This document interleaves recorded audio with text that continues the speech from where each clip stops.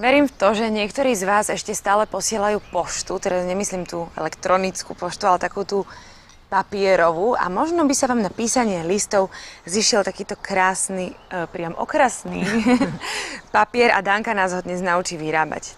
Je to výroba ručného papieru, je biele remeslo a tí, čo tie knižky alebo nejaké časopisy tlačia, sú knih tlačiari, to je čierne remeslo. Prečo?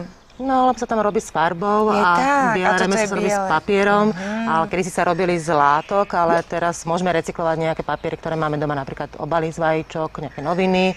Toto už je namočený papier, ktorý bol teda natrhaný na malé kúsky, malinké kúsky, hej. Čiže potrebujeme veľmi veľa vody. Ručný papier sa vyrábal vždy pri nejakom zdroji vody, kde bol, lebo sa premýval, potrebuje veľmi veľa vody, aby sa tá celulóza alebo ten papier tam rozmočil. Tá voda je naozaj mútna, tam ten papier ani není cítiť. No. Ak chceme, aby ten papier bol biely, tak nedávam tie bylinky, ale ja už som predpripravila a môžeš mi aj pridať nejaké bylinky. Tak, čo toto? Také všelijaké efektné, čo nazbierame v lete, nasušíme si, vylisujeme, môžeme tento nechtík. Dobre, a trošku levandule ťa poprosím. To sú na také ľubostné psanička. Môže byť. Dobre. Keď máme, tak zoberieme si ten rám a pomalým pohybom vložíme do tej nádoby. A preto je tá nádobka taká veľká, aby sa tam zmestil celý ten rám vlastne? Jednoznačne, áno. Pomalinky nadvihujeme. Aha, to je zázrak. Tá vrstva v tom ráme nesmie byť menšia ako 1,2 mm.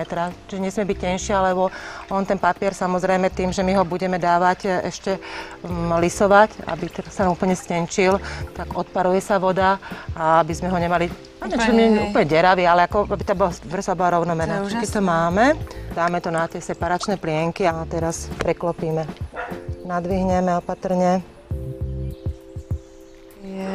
Priložíme to. Chytíš mi to prosím ťa na chvíľočku ten rám, lebo ja tam musím ďalšiu tú vrstvu a takto budeme prekladať vrstvu po vrstve. Zase zamiešame, lebo samozrejme tá papierová hmota nám klesá, je ťažšia ako voda. Zase opatrne, pomaličky. Rozumiem. Že máme.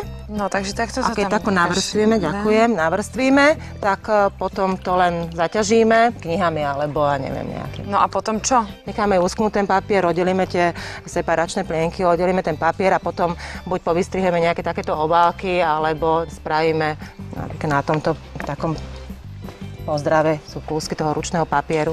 Perfektné. No, alebo si urobiť jednoduchý list, na ňo niečo napísať. Tak. Keď vypnú kamery, si od teba vypýtam adresu a napíšem ti, dobre? Ďakujem.